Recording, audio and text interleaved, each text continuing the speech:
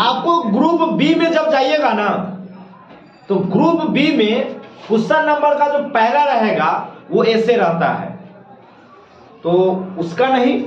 और question number second और third, उस दो क्वेश्चन में एक्सप्लेन नाम का रहता है question. Explain any one of the following, question ऐसे आएगा, explain any one of the following, जिसमें एक रहेगा पोएट्री से और एक रहेगा प्रोज सेक्शन से, दोनों रहेगा एक एक से। तो मैं आपको ये क्वेश्चन नंबर 2 में पूछेगा या 3 में, ये गारंटी तो नहीं दे सकता हूं, बट 2 या 3 दोनों में से कोई में ही पूछेगा, क्योंकि किसी में पहले प्रोज पूछ देता है तो किसी में पोएट्री पूछ देता है, बट रहना दोनों में वही है, explain any one of the following. तो उसका मैं एक क्वेश्चन लिखा हूं, there's absolutely no future for a boy like you. कोई फ्यूचर नहीं। बता कि तुम जैसे जो बच्चे हैं ना, उस बच्चों का इस दुनिया में कोई भविष्य नहीं है। तो ऐसे सेंटेंस हमको मिला, तो सबसे पहले हमको क्या करना है, ये चेक करना कि ये कौन से चैप्टर से है, ये कौन से चैप्टर से लिखा गया है। तो मैं अगर आपको थोड़ा याद दिला दूं, तो ये चैप्टर है द आर्टिस्ट, जिसमें एक लड़का रहता है, एक पैशन रहता है, एक शौक रहता है, हाँ, एक कद्दूनुमा फल जो होता है जापानीज फल, उसको उस पर वो वर्क करता था, आप समझ लो, उसको काट करके उसका बीज निकाल कर उसमें वो डालना तो डाल करके वर्क करता था। तो उस वर्क के कारण वो कुछ एक एक्स्ट्रा ऑर्डिनरी चीज बना रहा होता है, लेकिन उस चीज के महत्व को न टीचर समझ पाते हैं और न उसके पेरेंट्स समझ पाते हैं। तो एक दिन उस लेखक आदि क्या कहते, लड़का का जो पिताजी है, उसके पिताजी के दोस्त आए रहते हैं, और इसके पिताजी और इसके पिताजी के दोस्त दोनों आपस में बातचीत कर रहे होते हैं। वहीं पर सेवई कहीं दूर बैठा हुआ वो अपना काम कर रहा होता है, जिसको चैप्टर में गार्ड वर्ड का यूज किया गया है। तो वो नहीं, वो फल का नाम गार्ड है जिस पर वो वर्क करता है।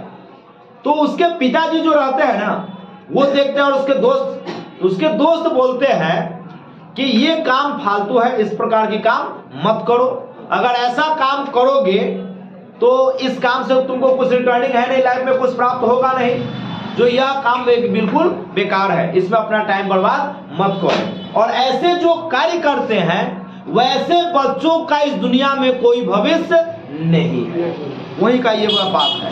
तो आपको यहाँ पर लिखना क्या है, जब इस तरह का सेंटेंस देगा तो कब क्या स्थिति हो, तो मैं समझा दिया। अब क्या लिखेंगे वो आपको कॉन्सेप्ट क्लियर है। तो सबसे पहले क्या लिखना है कि ये किस चैप्टर से लिया गया है, तो मैंने क्या बताया, द आर्टिस्ट। और इसका लेखक कौन है, सीगा नोया। क्या मतलब बच्चों की याददाश्त है। तो हम लोग जो लिखेंगे वो सबसे पहले क्या लिखेंगे, जो जरा गौर कीजिएगा, हम लोग यहाँ पर पहले लिखेंगे दिस लाइन। क्या लिखेंगे, दिस लाइन। तो लिखिए, this line has been taken from the artist. ठीक है, यह लाइन कहां से लिया गया है, द आर्टिस्ट से लिया गया है। और इस चैप्टर को लिखने वाला कौन है, सीगा नोया। दिस है ना,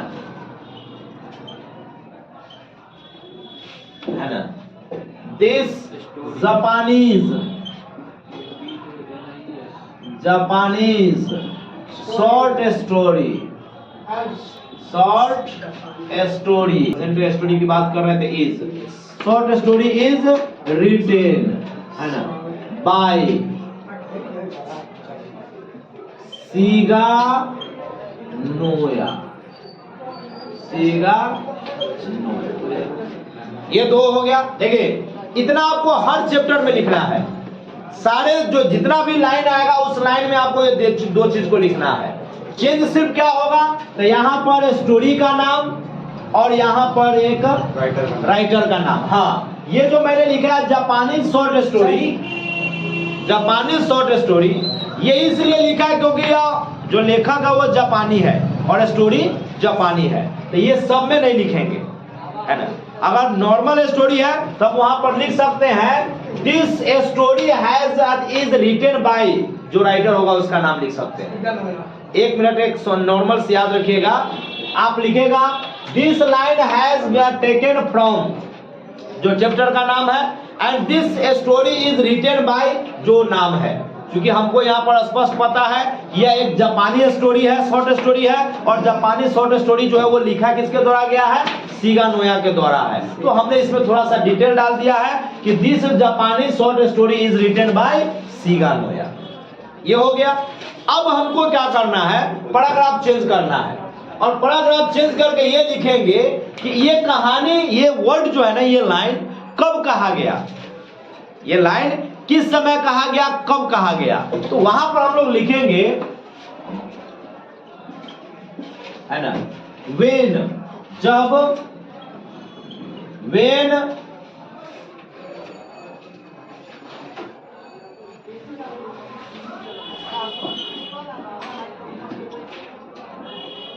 है ना, Sivai's father and his friend was talking,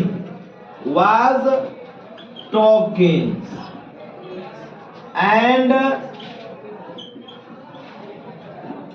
Sivai was working on the guard,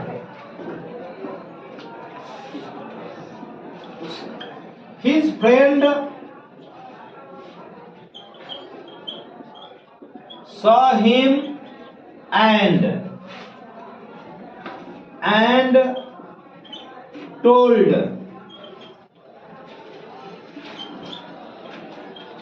Sivai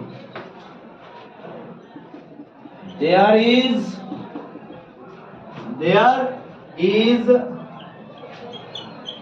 absolutely no future for a boy like you। अब देखिए मैंने क्या किया है, समझ लीजिएगा। लिखने के लिए तो मैंने लिखने का तरीका समझिए। मैंने जो आपको बात बताया, ये बात कब कहा जाता है, जब उसके पिताजी और उसके पिताजी के दोस्त आपस में बात कर रहे होते हैं, और उसी क्षण सेवाई कहीं दूर बैठा हुआ क्या कर रहा था, गार्ड पर काम कर रहा था। तो इसके जो दोस्त रहते हैं ना, वो सेवाई को देखता है काम करते हुए, और उसको देखकर कहता है कि बेटा इस प्रकार के काम करने वाले बच्चों का कोई भविष्य नहीं। तो देखिए हमने क्या किया, हमने वही लिखा कि when Sevai's father and his friend, जब सेवाई के पिताजी और उसके दोस्त was talking, बात कर रहा होता है, and Sevai was working on the guard, और सेवाई क्या कर रहा था, गार्ड पर काम कर रहा था। His friend मतलब उसके पिताजी के दोस्त saw him, उसको देखते हैं, and told सेवाई, और उसको सेवाई को कहते हैं। क्या कहते हैं, तो जो सेंटेंस दिया रहेगा ना जो क्वेश्चन में, वो क्वेश्चन को डाल दीजिएगा। आपका ये हो गया 4, कुछ नहीं करना। एक बार फिर से सुन लीजिए, लिखना क्या रहेगा। देखिए बहुत टीचर आपको क्या बता देगा कि इतना लिख दीजिए, आप पैराग्राफ चेंज करके इस क्वेश्चन को डायरेक्ट टू डायरेक्ट लिख दीजिए। तो एक्सप्लेन क्या चीज का हुआ, वो एक्सप्लेन हुआ नहीं। एक्सप्लेन का मतलब ये हुआ कि आप ये बताइए कि ये लाइन लिया कहां से गया है, किस चैप्टर से, कौन लिखा है वो बता दीजिए। उसके बाद ये बातें कब कही गई है, किस समय किस क्षण पे कहा गया है, वो क्षण या वो पल का थोड़ा एक्सप्लेन कर दीजिए, और जो क्वेश्चन वाला लाइन है वो डाल दीजिए। आपका आंसर हो गया। जैसे मैंने हमने हिज फ्रेंड का मतलब फादर के लिए कहा है। अगर आप वो कंसेप्ट मानना चाहते हैं कि ना हमको यहाँ कंफ्यूजन हो रहा है, तो लिख सकते हैं and his father's friend. His friend का मतलब यहाँ पर फादर के बारे में चर्चा कर रहे हैं। अगर आपको थोड़ा डाउट नजर आता है तो लिख सकते हैं एंड हिज, हाँ कोई दिक्कत नहीं, हम समझ सकते हैं आप क्या कहना चाहते हैं, फादर्स फ्रेंड कह सकते हैं। कोई दिक्कत नहीं है, ठीक है। हिज का मतलब आप फादर के लिए प्रयोग किए, उसके पिताजी और उसके मित्र बात कर रहे होते हैं और उसी समय सेवई भी कहीं दूर पर काम कर रहा होता है, ये कहानी था। और दूर काम कर रहा होता है तो उस समय सेवई को काम करते उसके पिताजी के दोस्त देखते हैं। अब देखने के बाद कहता है कि बेटा ऐसा काम मत करो, ऐसे काम करने वाले बच्चों का कोई भविष्य नहीं है।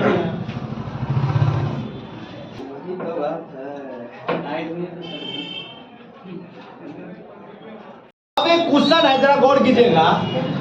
आई वेंट टू इंडिया, मैं इंडिया गया, टू सी देखने, and listen to groups of people, और मैंने दो लोगों की जो ग्रुप होता है उसको मैंने देखा। The young intellectual in the cities, दो ग्रुप में वो क्या बताता है, एक वो शहर के यंग लोगों का और दूसरा एक देखा गांव के किसानों का।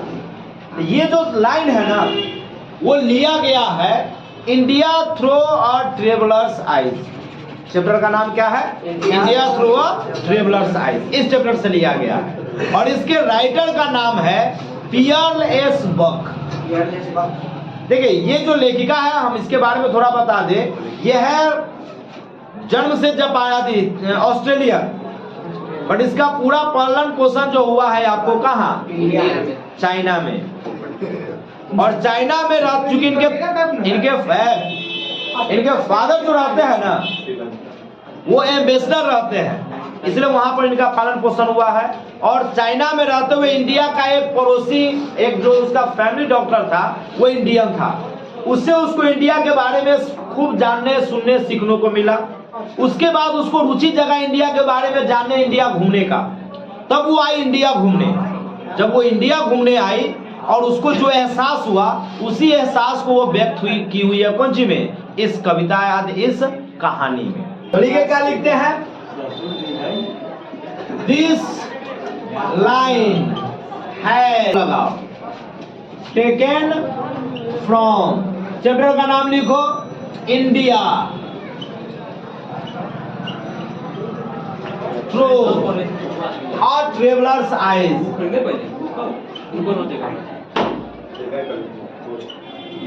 ट्रेवलर्स आइज ये है।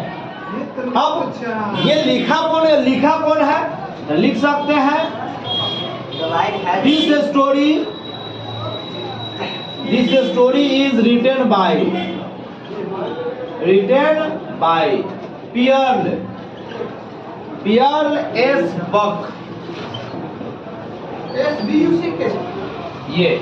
ये दो लाइन तो आपको एकदम रट जाना है, कोई भी लाइन आएगा एक्सप्लेन में ये लिखाएगा। यह चैप्टर कि आज ये लाइन कहां से लिया गया, सिर्फ चैप्टर का नाम चेंज करेंगे और वो किसके द्वारा लिखा गया है उसके राइटर का नाम लिखेंगे। ये दो लाइन तो आपको एकदम रट जाना है। अब क्या कहता है, अब ये आपको हम कहानी बताए थे कि पियरलेस बक आई थी इंडिया घूमने, पियरलेस आई थी इंडिया घूमने। जब वो इंडिया घूमने आई तब इंडिया घूमने के बाद घूमी और यहाँ के लोगों को जब वो देखी तो देखने के बाद वो बोलती है कि मैं जब इंडिया गई तो वहाँ पर मैंने दो तरह के लोग देखा। एक क्या देखा, गांव के किसानों का ग्रुप और एक आदि शहर के लोगों का ग्रुप। तो बस वहाँ लिखना है कि पियरलेस बक जब इंडिया घूमने आई और इंडिया घूमकर जब वहाँ इन्होंने देखी तो देखने के बाद वो बोलती है कि आई सॉ या I listen to groups of people, एक शहर के लोग और एक गांव के लोग। तो वही बात को यहाँ पर लिखिए, when she came in India, जब वो India I and saw Indian culture and Indian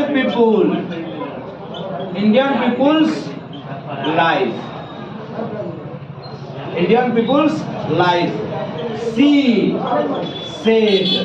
अब देखिए वहां पर जब इंडिया आई और इंडियन सभ्यता और यहाँ के लोगों को जब वो देखी तब वो क्या बोली है ना, बोली। अब वो लेखिका देखी, she said I see and listen, IC वो देखी और सुनी, क्योंकि यहाँ पर आई वेंट टू इंडिया के लिए हम यहाँ पर बोल दिया है कि वो इंडिया आई और इंडियन पीपुल और कल्चर को देखी और उसके बाद वो बोलती है, क्या बोलती है? I see and listen to groups, I see and listen, पूरा क्वेश्चन डालेंगे। Two groups of people, two groups of people, the young intellectual,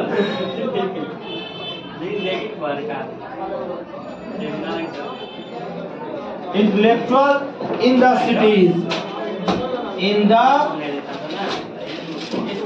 cities, and the peasant in the village,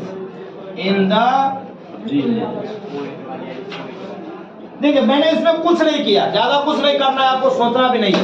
question को तो लास्ट में डाल देंगे, लेकिन उससे पहले थोड़ा सा एक्सप्लेन क्या कर देना है कि ये कब लिखा गया। तो जब वो इंडिया आई और इंडिया आने के बाद इंडियन लोगों को देखी, इंडियन कल्चर को, इंडियन लोगों के जीवन को देखी और जीवन को देखने के बाद वो बोलती है, क्या बोलती है कि I see and listen to groups of people. जो क्वेश्चन है उसको आप याद, इस प्रकार से आपको लिख देना है। 4 नंबर कहीं भी आपका नहीं जाएगा, 100% 4 नंबर आपका 4 मार्क्स कंप्लीट। जो क्वेश्चन हमको 1 मिनट एक्सप्लेन जो करना रहता है, तो सबसे पहले आप इस सेंटेंस को पढ़िएगा तो लगभग आपको 50% चांस है कि पढ़ के समझ में आ जाता है कि किस चैप्टर से होगा। जैसे हम आपको यहाँ पर बता दें, any public person, writer, speaker, actor, कोई भी व्यक्ति है, तो यहाँ पर आगे फिर बता है make to feel that if he offends the press he will suffer for it. यानी यहाँ पर अगर आप थोड़ा सा ध्यान दोगे तो यहाँ पर एक वर्ड यहाँ पर यूज कर दिया है, किसका? प्रेस। यानी सीधी सी बात है, प्रेस का चर्चा एक ही चैप्टर में किया हुआ है और उस चैप्टर का नाम है how free is the press. यानी यहाँ स्पष्ट है, इस वर्ड से हमें पता चल गया कि ये कौन से चैप्टर का लाइन है। जब ये पता चल गया कि how free is the press, तो इसका राइटर कौन है? इसका राइटर है डोरोथी एल सेयर्स। अब हो गया, तो 2 लाइन तो हमारा कंप्लीट हो गया कि ये लाइन किसने लिखा है और कौन चैप्टर से लिया गया। तो लिख सकते हैं हम यहाँ पर आंसर में, this line has taken from how free is the press, how free is the press। Chapter को, जो चैप्टर का नाम होगा उसे हमेशा ऐसे इन्वर्टेड कॉमा में डालिएगा, यानी यहाँ पर हाईलाइट होता है कि यही चैप्टर का नाम है। और इसको लिखने वाला कौन है? दिस या इट दोनों लिख सकते हैं। This is written by Dorothy L shares. यही है आपको राइटर का नाम, डोरोथी एल सेयर्स। ये 2 लाइन तो हमारा कंप्लीट है, हर चैप्टर में यही रहेगा। आपको याद रखना है कि चेंज सिर्फ क्या करना है, इसका और इसका। चैप्टर का नाम जो लाइन जिस चैप्टर से लिखा जाएगा उसका नाम वहाँ उसका नाम लिखिएगा और उसके राइटर का नाम लिखिएगा। बाद बाकी 2 लाइन में ये सब कुछ सेम रहेगा। इसको रट जाना है तो रट जाओ, दिमाग में बैठाना है दिमाग में बैठा लो। अब यहाँ पर देखिए, इस चैप्टर में कहा गया है कि जो प्रेस है ना, जितना भी पब्लिक फिगर होता है उस सारे पब्लिक फिगर से आपको प्रभावित होता है। जिसे आपको चैप्टर में बताया गया था कि प्रेस को चलने के लिए 2 चीज की रिक्वायरमेंट होता है, एक पैसा और एक संचालन। पैसा का इनकम का उसको 2 स्रोत है, एक पेपर का बिक्री और दूसरा एडवर्टाइजमेंट। तो ये एडवर्टाइजमेंट होता है वो ज्यादातर आपको पब्लिक फिगर से ही उसको प्राप्त होता है। अब जिस सोर्स से उसको इनकम आ रहा है, उस सोर्स का अगर वो बदनामी करेगा जी पढ़ाना चाहिए। तो क्या उसको अगला बेर उसको क्या कहते हैं एडवर्टाइजमेंट मिलेगा? तो कहीं ना कहीं न्यूज़पेपर जो होता है, प्रेस जो होता है, वह आपको उस पब्लिक फिगर से क्या होता है, प्रभावित होता है। तो हम यहाँ पर लिख सकते हैं इन दिस है ना चैप्टर या इन दिस लेसन, इस लेसन में द राइटर है ना, द राइटर इस चीज को ऑब्जर्व करता है। द राइटर ऑब्जर्व दैट है ना, ऑब्जर्व दैट, और उसके बाद पूरा लिख दीजिए पैराग्राफ चेंज करके सर। हाँ, पैराग्राफ चेंज करके। इन दिस लेसन या chapter the writer observe that, इस चैप्टर में राइटर इस चीज को अनुभव करते हैं कि any public person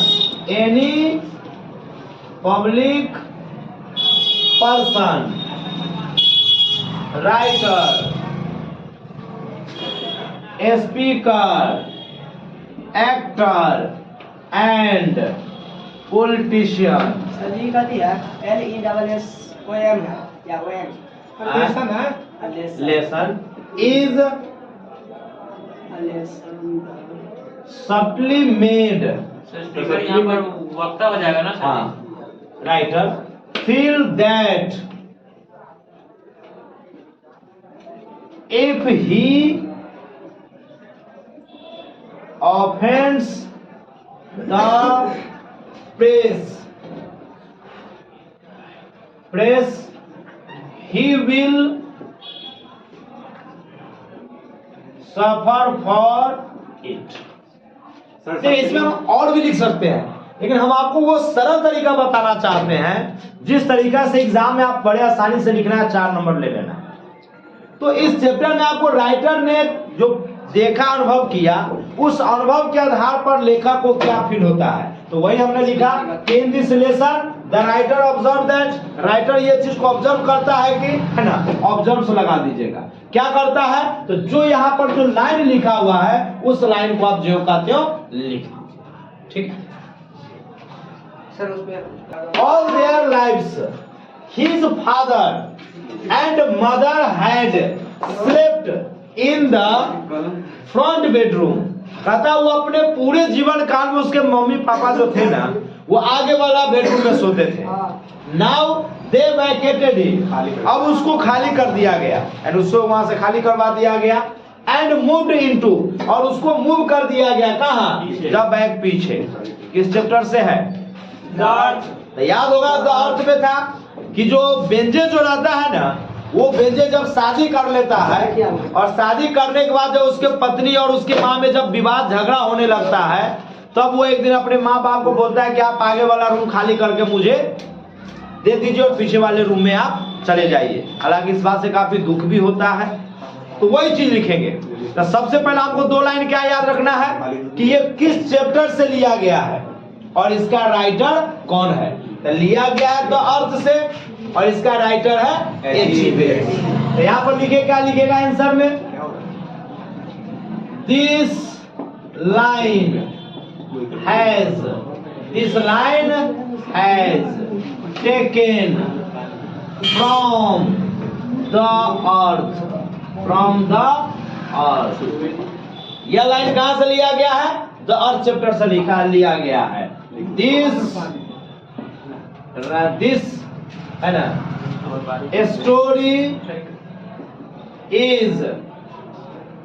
this story has written by, क्या है, H.E. बेट्स। ठीक है, ये 2 लाइन हमारा क्लियर हो गया।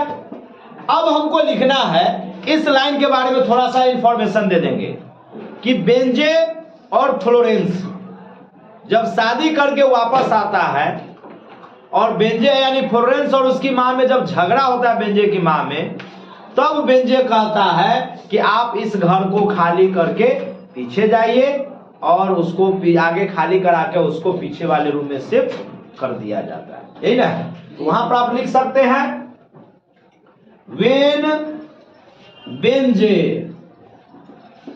and Florence got married है ना, and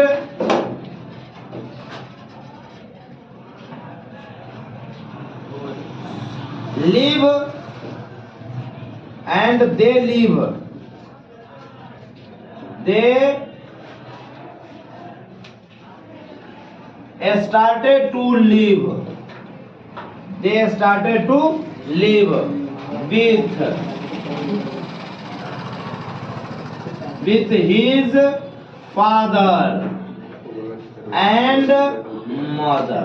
देखिए हमने यहाँ पर क्या कॉन्सेप्ट क्लियर कर दिया कि बेंजे और फ्लोरेंस शादी कर लेता है और उसके बाद अपने मम्मी पापा के साथ रहना शुरू कर देता है। कुछ दिन के बाद क्या होता है, झगड़ा होता है। तो वही बात थोड़ा यहाँ पर लिख देंगे, after some time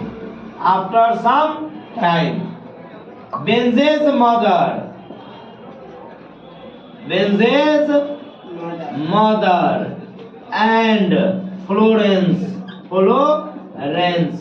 quarrel each other, है ना, quarrel each other,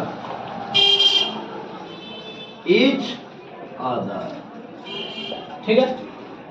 उसके बाद जब झगड़ा हो जाता है तब बेंजे क्या करता है, आगे वाला रूम में शिफ्ट हो जाता है और उसके माँ बाप को पीछे वाले रूम में शिफ्ट कर दिया जाता है, यही ना हो जाता है।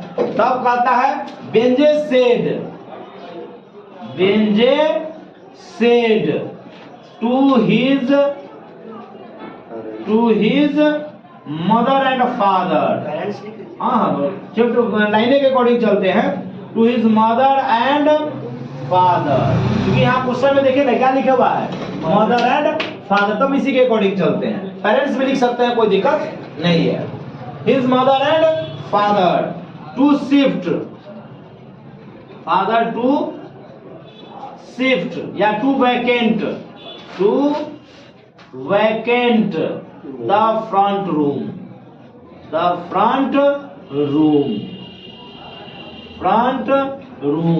अब यहाँ पर where all their lives they lived, यहाँ पर लिख सकते हैं रूम where, जहाँ पर all their lives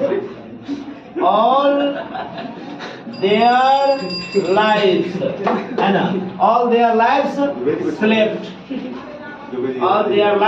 ध्यान देखिए मैंने क्या किया, यहाँ पर जो अपने पूरे जीवन में उसकी माँ बाप क्या किया था, सोया था। क्योंकि माँ बाप को हम इसलिए नहीं लिखे हैं क्योंकि माँ बाप का हम चर्चा कर लिए हैं, और उसको खाली करके कहाँ जाना है, पीछे वाले है ना, एंड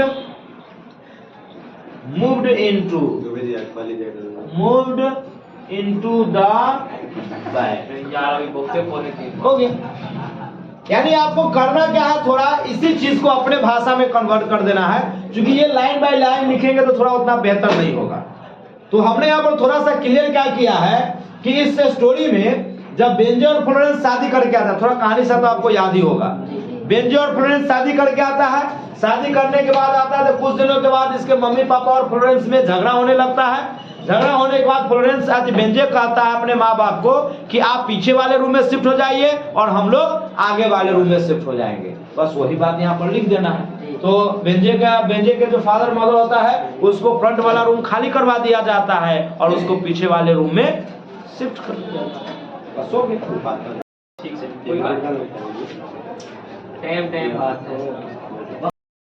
देखिए हम इस क्वेश्चन को जरा पढ़ेंगे ना तो लगभग समझ में आ जाएगा कि किस चैप्टर का है। एक बार हम आपको पढ़ के बताते हैं।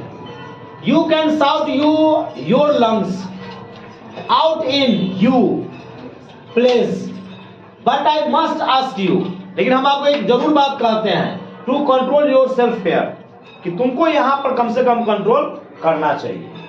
यानी द आर्टिस्ट चैप्टर में हम आपको बताए थे कि जब सेवई का जो गार्ड छीन लेता है, टीचर कार्ड, वो जो फल रहता है जिसको वो काम करते रहता है वो टीचर छीन लेते हैं। तो टीचर के छीनने के बाद उसका जो हार्ट बीट होता है वो तेज हो जाता है।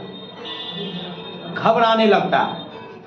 वही बात यहाँ पर कहता है कि वहां पर टीचर उस पर गुस्सा कर रहा है और गुस्सा के कारण इसका हार्ट बीट बढ़ रहा है, जिसके कारण वो कहता है कि आपको कंट्रोल वहां पर करना चाहिए।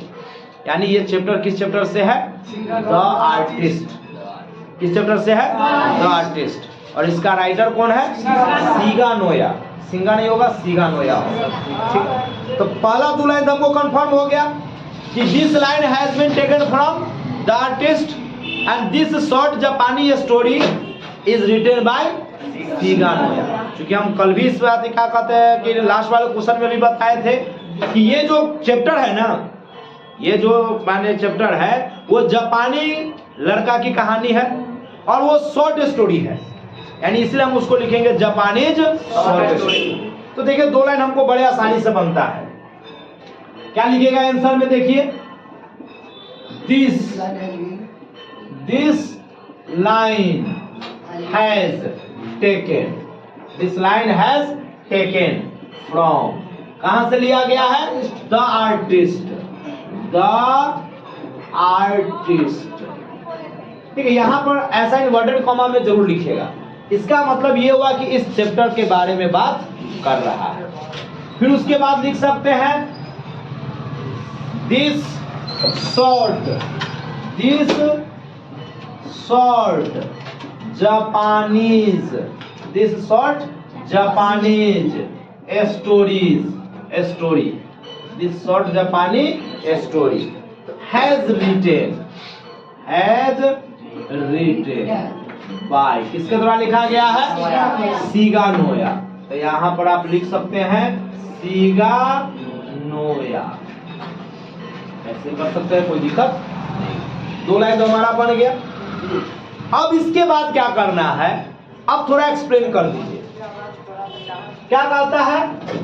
You can shout your lungs out in you place. कहता है आप जहां पर मैंने जैसे हो ना, आपको अपने लंग्स पर हार्ट बीट पर क्या रखना चाहिए? कंट्रोल रखना चाहिए, नियंत्रण रखना चाहिए। But I must ask you, लेकिन मैं आपको जरूर ये बताना चाहता हूँ to control yourself here, लेकिन आपको पहले यहाँ पर क्या रखना है? कंट्रोल रखना है। तो ये आर्ट सेवई जो है वो अपने आप से कहता है, जब गार्ड जब उसकी माँ गार्ड जब टीचर छीन लेता है, ये चला आता है घर, पीछे पीछे टीचर भी आता है और इसके माँ को टीचर क्या करने लगता है? गुस्सा करने लगता है। जब गुस्सा करने लगता है तो वो देखता है कि पीछे वाले दीवार पर बहुत सारा गार्ड टंगा हुआ है। तो ये मने मने सोचता है कि एक वो गार्ड देखा तो टीचर इतना बड़का लफड़ा कर ले बाहर, अगर ये सब गार्ड देखेगा तब क्या होगा? तो वो अपने आप को लगता है जैसे मानो कोना में छुपा रहा होता है और उसका हार्ट बीट उस समय क्या होता है? तेज से धड़कने लगता है। तो अब उस समय वो अपने आप से ये शब्द कहता है। तो हम मतलब क्या होता है सर? गार्ड एक जापानीज फल है। तो हम यहाँ पर क्या लिख देंगे कि जब टीचर उस गार्ड को पकड़ा, गार्ड को छीना, कॉट किया, माने वहां पर ये लिखेंगे टीचर ने सभी को गार्ड पर वर्क करते हुए पकड़ा और घर आकर उसकी माँ को डांटा। टीचर डांटा था ना, डांटा था। उसी समय सेवई अपने आप से कहता है, आइए कहता है सो डाल दीजिए। इतना ही आपको लिख देना है। क्या लिख देना है कि टीचर सेवई से गार्ड छीनता है, छीनने के बाद घर आकर उसकी माँ को क्या करता है? डांटता है। और जब उसकी माँ को डांट रहा होता है तब सेवई अपने आप से मन में ये शब्द कहता है। इसको लिख देना है। इतना लिख दीजिए, 4 नंबर आपका सॉलिड। तो यहाँ पर क्या लिखेंगे? व्हेन, पैराग्राफ चेंज करके, when the teacher caught, when the teacher caught सेवई टू पॉलिश या वर्किंग दोनों लिख सकते हैं, to polish on the guard, है ना? गार्ड एक जापानी फल है। ऑन द गार्ड एंड ही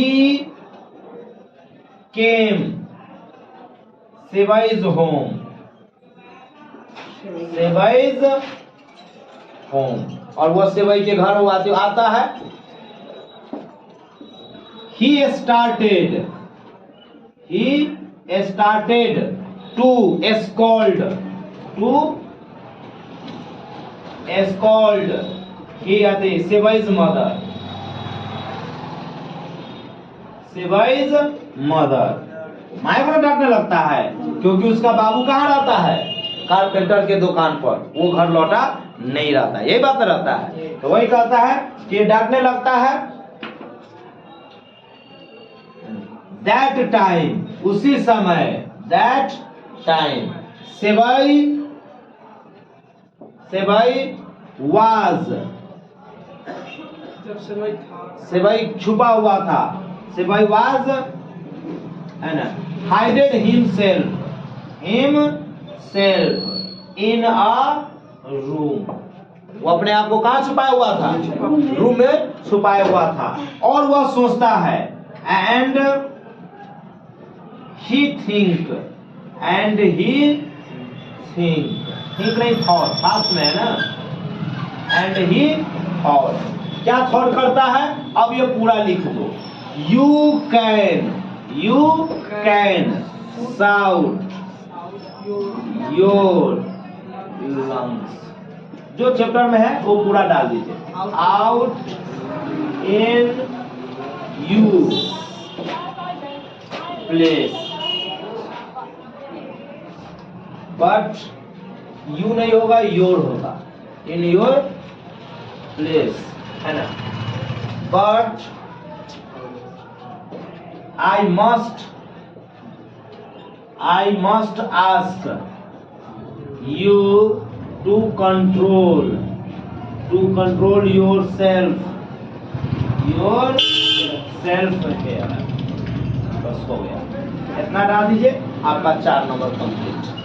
बस वही थोड़ा सा व्याख्या क्या करना रहता है कि ज्यादा बेटर होगा कि आप थोड़ा वो बता दीजिए कि ये बात किस समय का है, वो थोड़ा सा लिख दीजिए और लाइन को जो का त्यों लिख दीजिए, हो गया बात खत्म। कि किस समय वो कहा गया था, इतना सिर्फ याद होना चाहिए। हालांकि बहुत सारे लोग बता देगा कि ये लिख दीजिए, ये क्वेश्चन यहाँ पर डाल दीजिए, तो उससे आपको मार्क्स नहीं मिलेगा।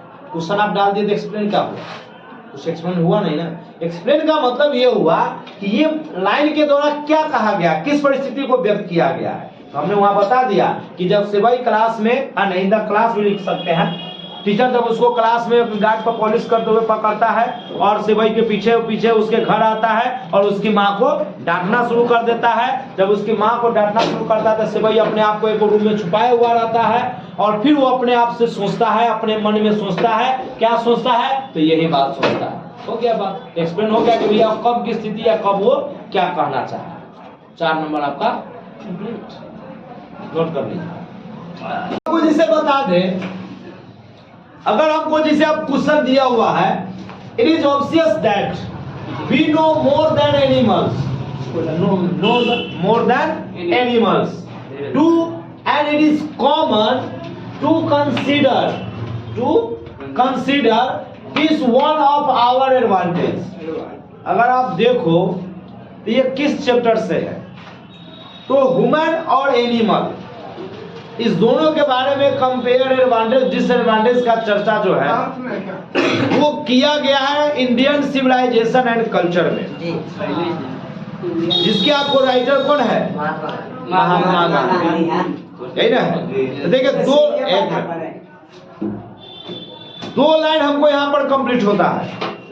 सबसे पहला, this line has been taken from Indian civilization and culture, and this lesson या ऐसे इज रिटेन या कंपोज्ड बाय महात्मा गांधी, या father of nation Mahatma Gandhi, थोड़ा स्टैंडर्ड बन जाएगा, the father of nation Mahatma Gandhi. तो पहले तो आप ये 2 लाइन लिखिए, उसके बाद आगे बात करते हैं।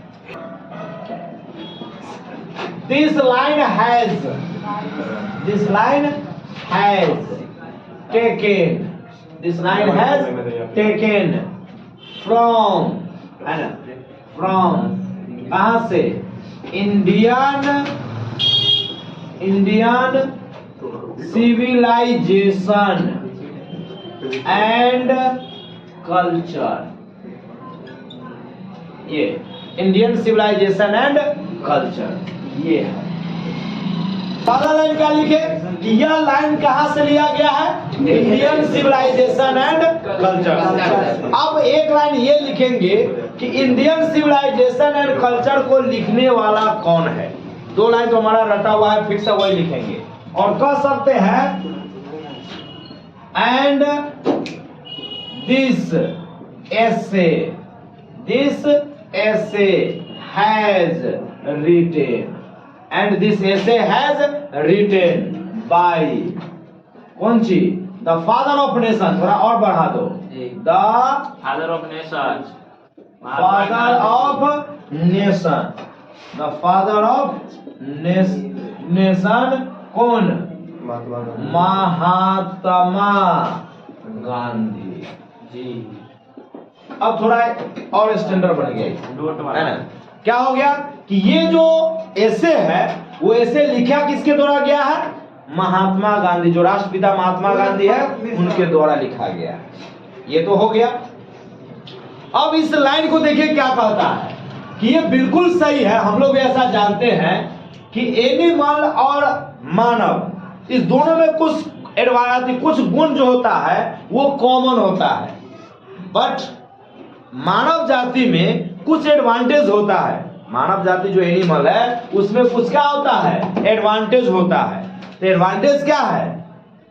मानव जाति थिंक कर सकता है और डिस्कवर कर सकता है अकॉर्डिंग देयर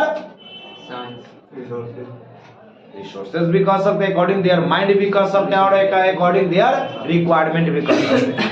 वो अपने रिक्वायरमेंट के भी अनुसार, अपने नॉलेज के भी अनुसार, अपने साइंस के भी अनुसार। तो साइंस तो आया उसके नॉलेज से ही और रिक्वायरमेंट से। तो हम यहाँ पर कह सकते हैं कि कुछ जो एडवांटेज है, गुण है, वो एनिमल और ह्यूमन दोनों में कॉमन है, बट कुछ ऐसे गुण है जो मानव जाति को एडवांटेज के रूप में प्राप्त हुआ है, जिसमें वो क्या है? तो वो अपने साइंस और नॉलेज का यूटिलाइज करता है, वो अपने आवश्यकता के अकॉर्डिंग। बस यही तो इन्हें करना है, यही चीज यहाँ पर कहता है। तो जो ये कह रहा है उसके अकॉर्डिंग आप यहाँ पर डाल दीजिए। हाँ, इस एक्सप्लेन में हम ये लाइन नहीं डाल सकते।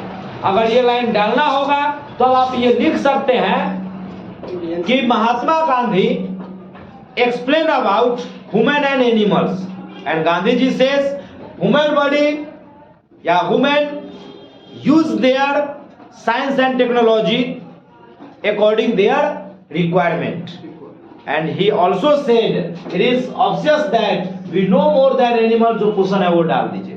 तो उससे बेहतर ये होगा कि आप सिर्फ इतना ही लिख दीजिए कि मानव जाति और एनिमल दोनों का कुछ कॉमन फीचर है, कॉमन गुण है, जिसमें कुछ एडवांटेज मानव जाति को मिला है, जिस एडवांटेज के अंतर्गत वह कुछ सोच सकता है और उस अपने आवश्यकता के अकॉर्डिंग नया आविष्कार कर सकता है। जबकि जानवर जो है, एनिमल है, वह ना सोच सकता है ना कुछ आविष्कार कर सकता है। बस इतना डाल दीजिए, हो गया आपका एक्सप्लेन। तो लिख दीजिए गांधी जी, पैराग्राफ चेंज कर। हाँ पैराग्राफ चेंज करके गांधी जी सेड, है ना, Gandhi ji said that some, है ना, some feature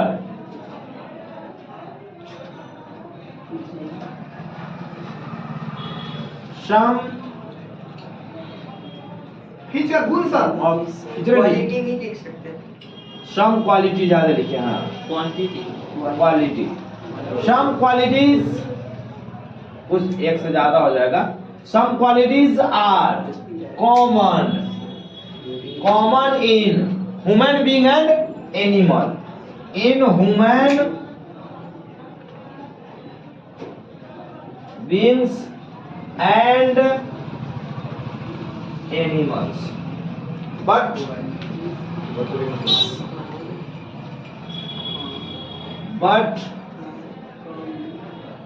few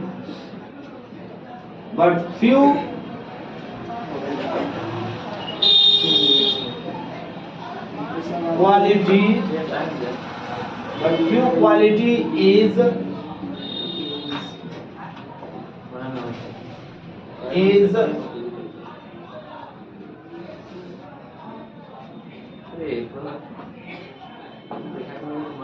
present in human beings that is not common to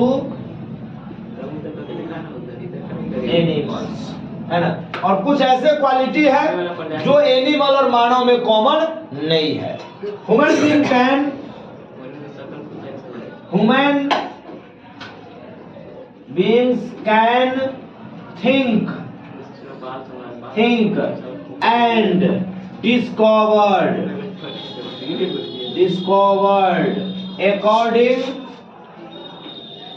according their requirement, क्या according their requirement, but animal cannot do like this, okay, animals cannot, है ना, cannot do like this।